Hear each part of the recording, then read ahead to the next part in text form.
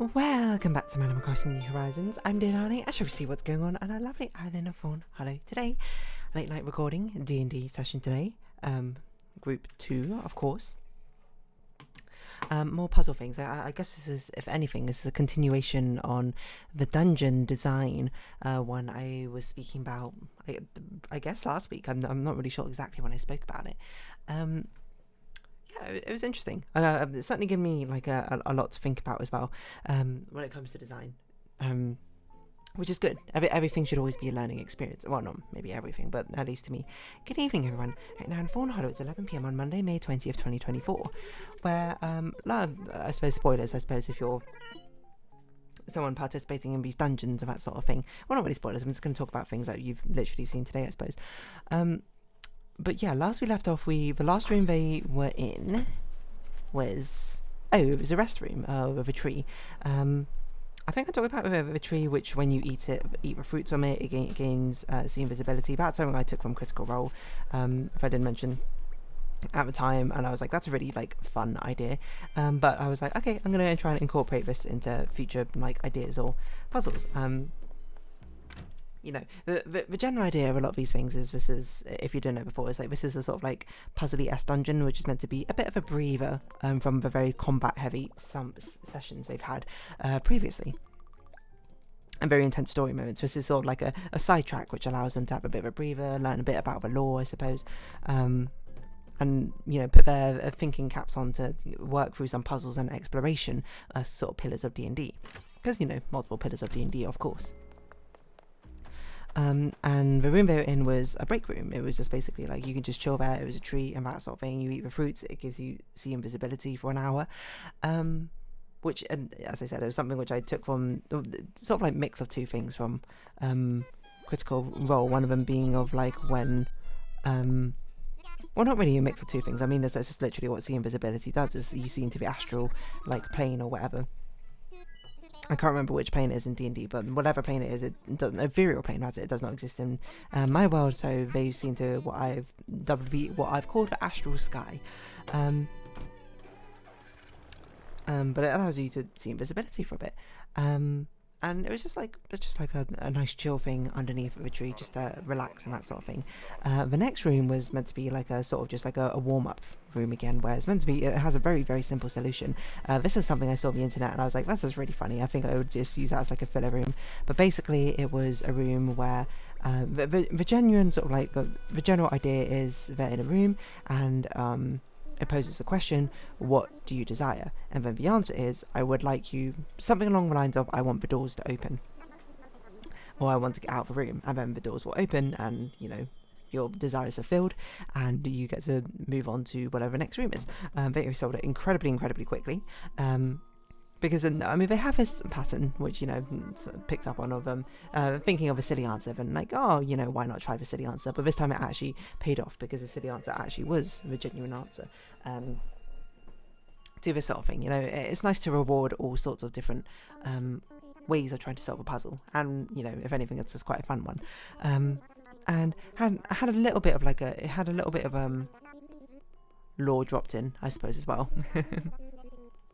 Or character building moments now that they've all had a chance to speak each other and show more of a backstory off. The room after that, though, was meant to be sort of like meat and potatoes. This was meant to be like the big puzzle room, and it was also one I saw online, and I was like, this is a really cool concept because it feels quite open-ended. But one I saw online was a much smaller room, but basically there's like, they're in a room and there's 4 different murals, one of each of the different seasons, spring, summer, autumn, winter, which luckily I accidentally just took a random screenshot on my phone, which do exist in my world, so, you know, nothing too crazy there.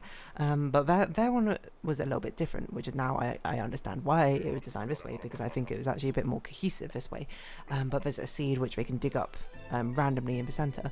What they just basically had to do is expose the seed to some like each of the 4 elements. It was like fire for summer, then like water for spring, then air for autumn, and then something cold for winter.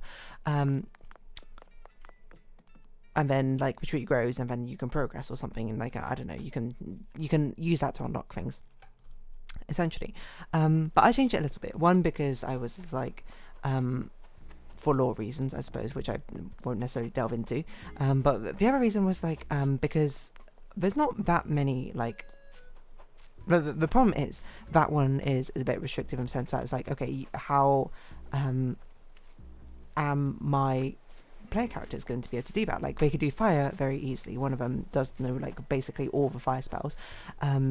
Water is plausible. They have like water skins and things like that which they could use, and there were liquids previously in the dungeon where if they really wanted to, they could go backwards and grab them.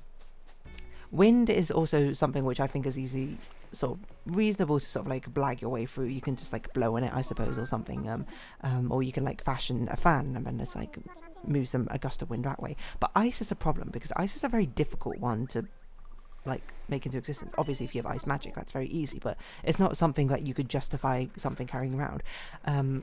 Like you could very easily justify, oh, that I have like oil and torches like in my backpack, even if you didn't explicitly say it. You can know that would be something reasonable to pick up for an adventure when you're resupplying in town. But ice is a very difficult one, so I was like, I'm not sure how that's going to work. So I changed it a little bit. I wanted to make it more experimental, I suppose, where they can just like throw a bunch of things at a wall and see what ends up sticking, what ends up happening. So what I changed it from having one seed to having multiple seeds. That way they could experiment with like a lot of different things at the same time. And then I loosened the restrictions on the 4 elements things to basically being anything which would conceivably represent that season. There were some things I did think about. Like I thought that for summer they could cast light, because I know that one of them has access to light. Fire, of course, always works. Anything which would be considered hot, sand or like dirt, I suppose, and that's like sand in your pockets, I don't know, which sometimes accumulates like grinding stones together, could also potentially work. I didn't think necessarily they would do that. Then for autumn I also put like with details of it being like the harvest season, so like any food that they had would also work at the same time. And then for spring, I extended it out to both animals and plants. So basically, if they found any sort of like other plantation, like flowers in their pockets or leaves from the tree previously, it would work as well. One of them has like a pet mouse because of the urchin background. I was like, maybe they would use that. And then the winter one was like literally anything cold or anything undead. So if they wanted to take like a corpse or something, or if they wanted to find like a skull, which one of them does have for like a focus, that would work as well. One of them is, you know, spoilers I suppose, literally undead. So that is also a possibility that they would bury himself. And actually, amusingly, they actually did bury him, but unfortunately they didn't bury him in like the right location, so it didn't work. So basically I like super relaxed the rules of what would count. My only thing is, I thought I'd change it a little bit as well, because I made the room bigger, and because it would be really confusing to try something and then randomly plants would go somewhere, is that they had to be a bit more deliberate about it. They had to actually put seeds in front of the murals that they wanted, and then interact with it, and then it would grow. But there were some caveats with it, things which I definitely would have done differently had I done it again. The main thing being, I think while having many seeds is a fun idea, I think it made it more confusing in the end. About it would have been better just to have one seed, because ultimately it was like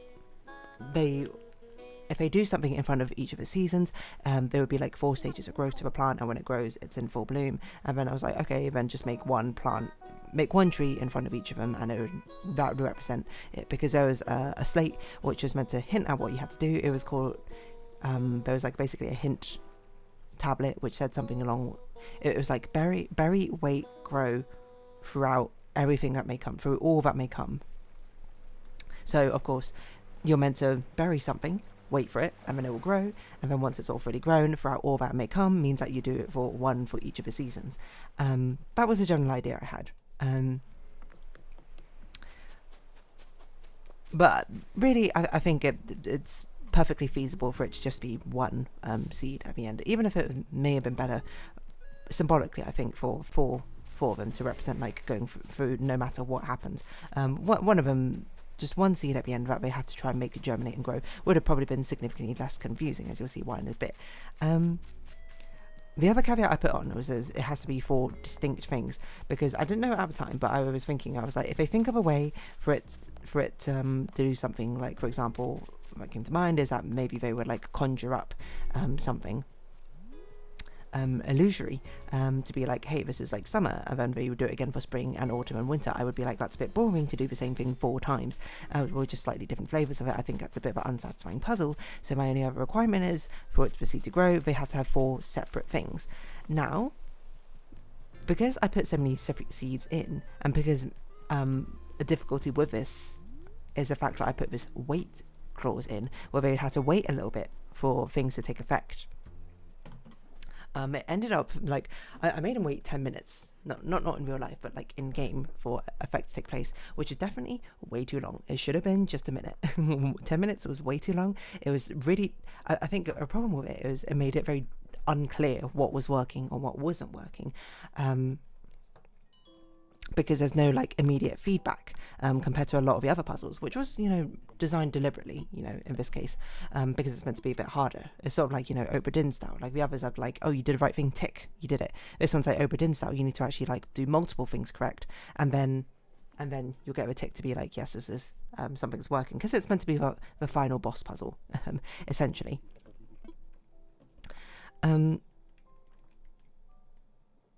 Yeah, I forgot what I was going with that. Yeah, but then it ended up being a little bit confusing, because then they were like now throwing lots of things at what was being like, and I'm not sure exactly what's working. What they ended up doing, they did figure out that they needed to put seeds in front of the murals, because I described it as the fact that the seeds they found, very easily found through just a small investigation check, all congregated around the centre, and none were actually around the edges, which explains why none of them are germinated randomly yet or anything. But they put the seeds around, and they were just trying to figure out how to make them bloom. And it ended up being a bit harder than I expected it to be, for them to think of something associated with the seasons, I think.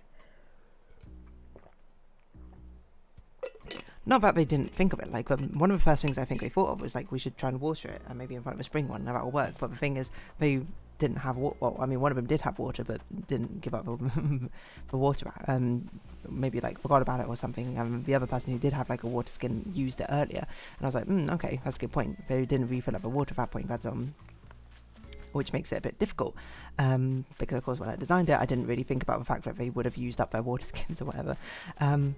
But one of them did make it grow in front of the autumn one by burying it with a piece of fruit, which was in the mural. But then, unfortunately, because that seems like a reasonable thing, it feels like a fertilizer, they then thought it was a magical fruit, which is like a fertilizer making the seed germinate, rather than the fact that it was a fruit itself, which is like, okay, that's an unfortunate first one to discover, because that makes it more confusing. And then they got the idea to bury their undead party member, and I would have accepted it for winter, but the thing is, they buried him in the center, which was not close enough, and I was like, okay, if I'm going to have to be consistent, because you have to be consistent with a puzzle, otherwise it's not going to work. And then they played a wintry song, and then it did start things growing. But then they played the music for the rest of them, and I was like, okay, now I had to still be consistent, because one of my requirements is that it needs to be a unique thing for each one. You know, they can't just play a song for like every single season and have it work. So then it got very, very confusing, because they managed to get 4 saplings to grow in front of an autumn one of a harvest, and then they put each of these sprouts, I suppose. Yeah, sprouts, not saplings, in front of each of the seasons. And then one of them played like a wintry song, and they saw the wintry one started growing from a sprout into a sapling. And then they did the same for summer, and then they did the same for spring. They didn't repeat it for the one in front of autumn, so then I couldn't say, oh, it doesn't work with the autumn one, which would hint to be like, hey, this person's already grown in front of autumn, so, you know, we can't do it again. But they figured that one out. The thing which was harder to figure out was the fact that it has to be a unique thing representing them, because then they dug them all up and then moved them like in front of the spring one and played music to try and get it to grow. And then I was just like, oh my god, is this going to work? I can't even think about how this might work. And then I had to be like, okay, so the autumn one grows or something like that. I can't remember what I did. Like, it became like impossible to keep track of.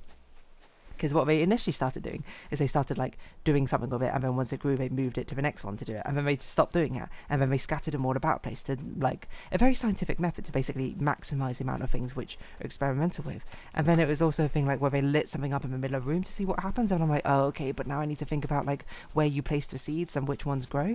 And then I tried to make it very explicit, being like, oh, these ones grew, the ones which you did this with, and these ones you didn't do this with. But I think that might have been like even more confusing in that sense.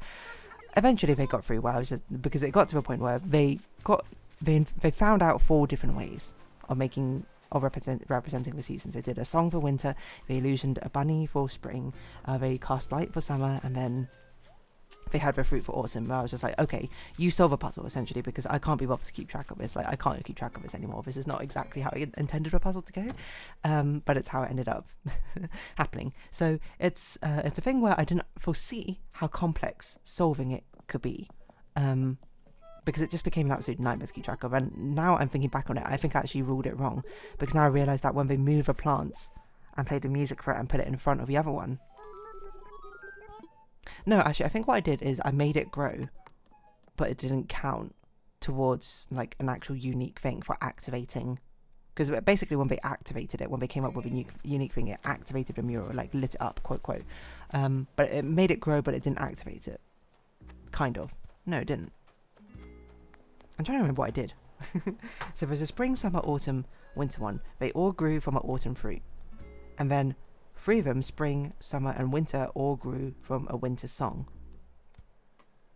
And then they moved all of them in front of the summer one and played the summer song again.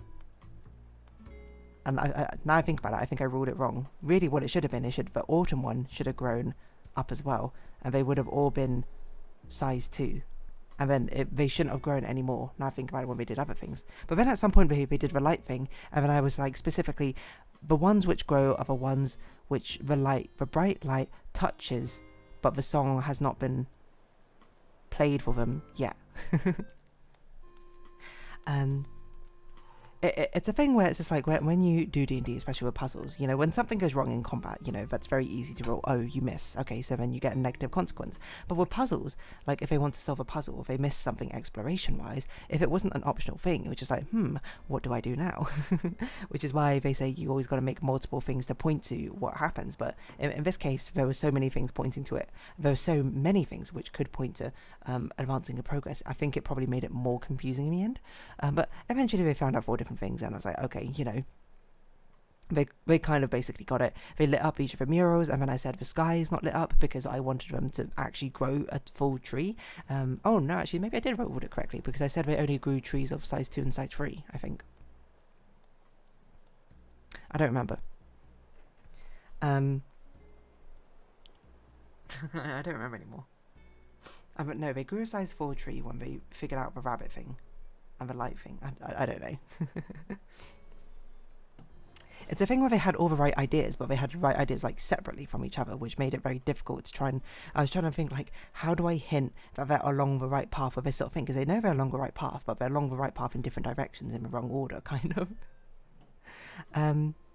So that's why I said probably would have been easier just to do 1 seed. Then it's very clear, make the seed grow, rather than now you have multiple seeds. But I wanted to be like, oh, now you can be really experimental with it. But I think maybe it was like a thing where it's like there's now too many things to do, isn't there? Anyway, they resolved it. They grew the full trees and they descended downwards. And then they went into a tunnel, which was basically another fake-out room. Because the idea, at least I had behind it, is like they've been primed about the fake-out before. Where they had the gelatinous cube and then an identical room which wasn't actually a gelatinous cube, but that one, rather than like trying to trick you that there is danger, this one is trying to trick you that it's the end. But there have been like load of lore clues throughout the entire thing about the person who built it, talking about like things like statues, how it's so grand, how it's like a tribute to the creators and that sort of thing. There was like this musical melody that they heard at the very beginning, which is all meant to just basically point to a sign that even if they like roll natural ones on the investigation, which they did unfortunately, and don't see the signs or don't make the connective links between things, they would know that they should keep investigating because there should be something here. But it was basically a tunnel, and then at the end it was basically like all things must end in the passage, a passage being euphemism for death in this world, so basically all things come to an end is what the tunnel says. Yeah. And then the solution is basically if you go to the start of a tunnel, there's like a hidden illusory wall which starts a new tunnel, which is basically all things come to an end, but things start again, essentially. It's sort of like cycle of rebirth, which is a sort of not necessarily an ongoing theme per se, but like some sort of theology which is present in some other things of like doing things again, right? So eventually they found the crux, the big old prize at the end. They found the grand old, you know, exploration area. They found like an abandoned hall of the gods, essentially, which they haven't had a chance to explore, but will eventually. So I don't know, the Four Seasons puzzle, which was I made unnecessarily harder for no apparent reason. So my recommendation, if you do it running yourself, just do 1 seed, and then just lax the conditions of what would count as spring, summer, autumn, and winter to grow the tree. Probably makes it far simpler, instead of having to move the plants about and that sort of thing. But hey, final boss of puzzles. That's how it goes. Anyway, I'm going to wrap this episode off here, so if you have been watching, thank you very much. It's been Animal Crossing New Horizons. I've been Dear Darling. Likes, comments, subscription, shares greatly appreciated. Socials, Discord down below. Hope you see each other again, but for now, it's our farewell. So until next time, bye-bye for now.